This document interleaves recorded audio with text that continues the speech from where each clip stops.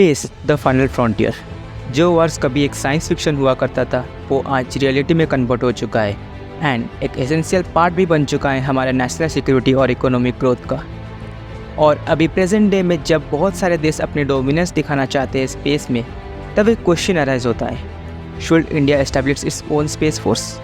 When it comes to defending America, it is not enough to merely have an American presence in space. We must have American dominance in space. Space Day, we're focusing on the emerging importance of the youngest branch of the U.S. military, the Space Force. That the U.S. has new intelligence on Russia's efforts to deploy a nuclear anti-satellite system in space.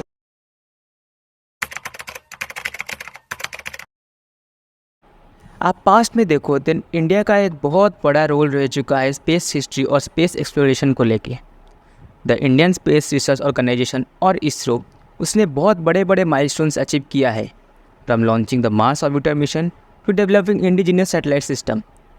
But अभी के time में ये question आता है कि is this enough? क्योंकि अभी के टाइम में एक स्पेसिफिक मिलिट्री स्पेस फोर्स होना is important because it helps in enhancing India space capabilities.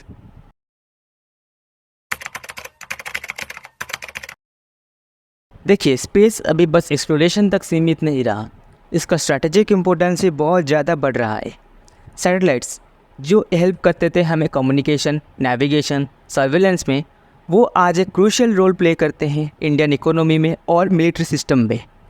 और कॉन्फ्लिक्ट के टाइम पे यही सैटेलाइट्स ही होते हैं जो हमें एनिमी के लोकेशन और डेटा प्रोवाइड करते हैं।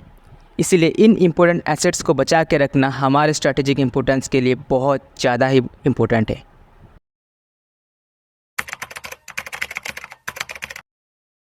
स्पेस के इस बढ़ते स्ट्रैटेजिक इंपॉर्टेंस और नेशनल सिक्योरिटी को ध्यान में रखते हुए बड़े मेजर सुपर पावर्स जैसे यूएसए, चाइना, रशिया ने ऑलरेडी अपना सेपरेट स्पेस फोर्स एस्टैब्लिश कर दिया है। United States space force USSF was officially established on December 20, 2019. China established its dedicated space force under the People's Liberation Army Strategic Support Force on December 31, 2015. Russia established its space force on August 1, 2015. और India कहीं से भी afford नहीं कर सकता इन बड़े major super power से पीछे रहना। We need to stand strong.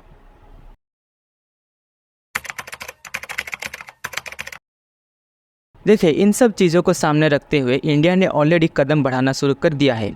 The defence space agency was established in 2019 and India's anti satellite test in the same year showcased its growing capabilities.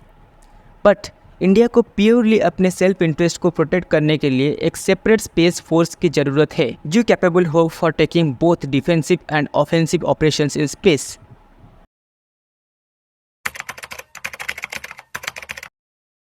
तो देखिए, इन सब बड़े पावर्स को अचीव करने के लिए हमें किन किन चीज़ों पे काम करना होगा। So to achieve this we need to work on 3 major things.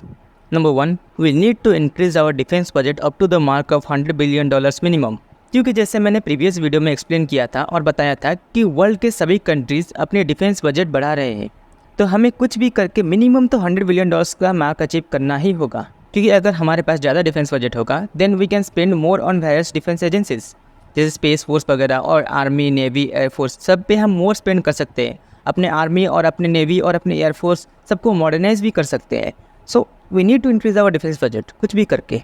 Number 2, we need to grow more made in India defence and हमें अपनी प्राइवेट कंपनीज वगैरह को भी बहुत सारे फंड प्रोवाइड करना होगा। नंबर 3, उसके साथ ही साथ हमें एक स्पेसिफिक हेडक्वार्टर चाहिए जहाँ पे हमारे तीनों सेना, आर्मी, नेवी, एयरफोर्स और उसके साथ ही साथ जो स्पेस फोर्स हम एस्टैब्लिश, वो सब मिलकर स्ट्रेटेजिकली काम कर सकते हैं विदाउट एनी पॉलिटिकल और गवर्नमेंट इंटरफेरेंस।